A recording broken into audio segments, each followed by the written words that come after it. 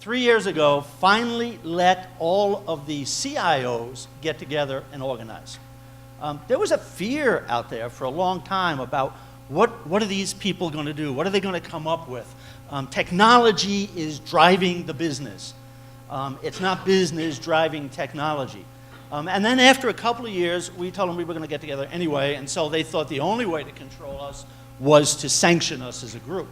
So there's now a National Association of Court Information CIOs.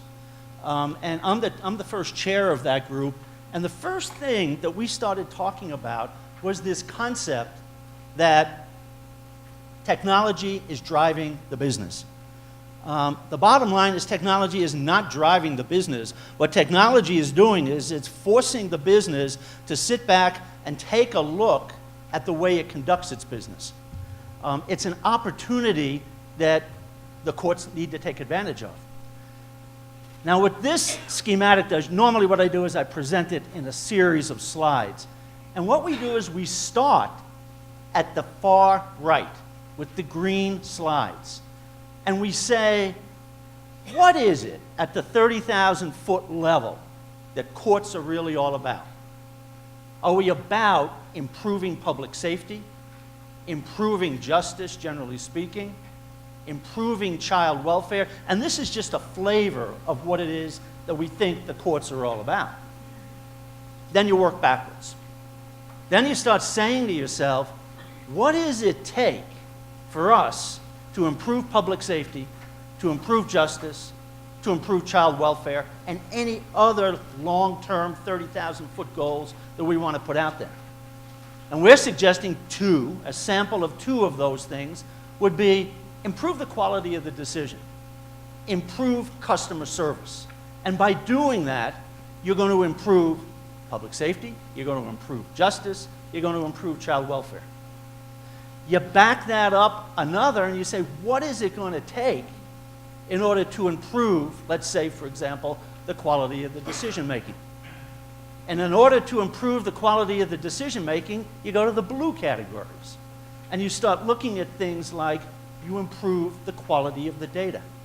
And by the quality of the data, we're not just talking about its accuracy. We're talking about its accuracy, the timeliness of its delivery, its completeness, and its availability. That's what we're talking about. We're improving quality of data. When we're talking about improving efficiencies, we're talking about staffing efficiencies, facility efficiencies, operating budget efficiencies, and then there's resource reallocation.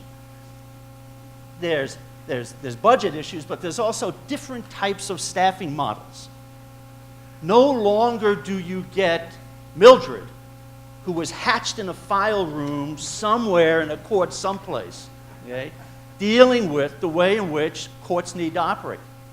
And a lot of the Mildreds are willing to retire, are willing to say, this isn't for me anymore. You know, I am emotionally and physically attached to my paper file. You know, don't try to take that away from me. Now, that's not only Mildred, okay? We have judicial officers throughout the universe, okay, who have that same physical and emotional attachment to the paper. In this country, that's what we've been doing for 300 years. So to get them to say, let's try to get away from the paper is a real challenge. And that's what POD is. We're no longer talking about a paperless courtroom. That's never going to happen. You know, what we're going to have is a paper-on-demand environment where we no longer routinely produce the paper. We routinely produce something else.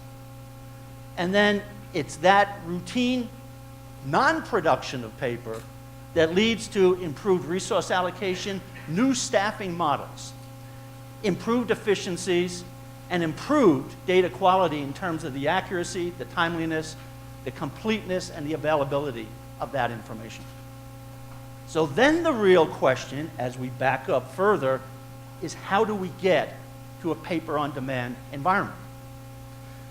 There are lots of different ways.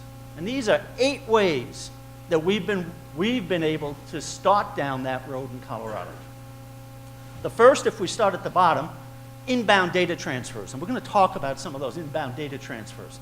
No longer having clerks re-enter the same information that's been entered by some other agency. You know? It's taking the data and electronically sending it from one agency to another. The district attorney's summons, arrest data, warrant locates, child welfare information, drug testing information, all of that stuff coming into the judicial environment. But lots of studies have documented that of all of the other agencies in state and local government, most people want the information coming out of the courts. 70% of all information requests are made of court-related data. And so the real question that can help with the efficiencies in the courts, and probably the efficiencies in which a lot of you will get access to that information, is through outbound data transfers.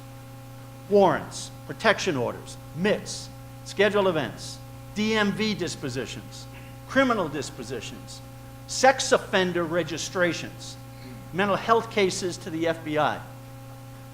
All of that stuff, and that's just sample of stuff that will go out electronically. Then you have your intra-branch data transfers. From intra-branch data transfers, we're talking about situations, for example, and this only occurs in about 40% of the jurisdictions, where the courts and probation fall within the same jurisdiction. It's sending information electronically from one part of the courts to the other part of the courts in terms of pre-sentence investigation reports, judge minute orders, receipt postings, sentencing triggers. And then you have the whole back office automation issues. Purchasing, recruitment, budgeting, reimbursements, and you can go through that entire list.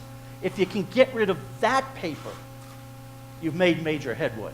And then briefly you go up to the top and you start talking about electronic document management systems. And we'll talk probably a little bit later about e-filing, e-transcripts, e-forms, e-receipts, internet-based activities. Earlier we heard people talk about the value of the internet in terms of the information that it can make available to everybody else. Well, we would purport that a second equally important value to the internet is giving our users access to information, an ability to do things without having to come down to the courthouse. And we'll talk a little bit more about that later on. And then you have your online data queries, your public access, your DMV, your CBI history. And pretty much what we're saying is if you can do those kinds of things, you start getting rid of paper.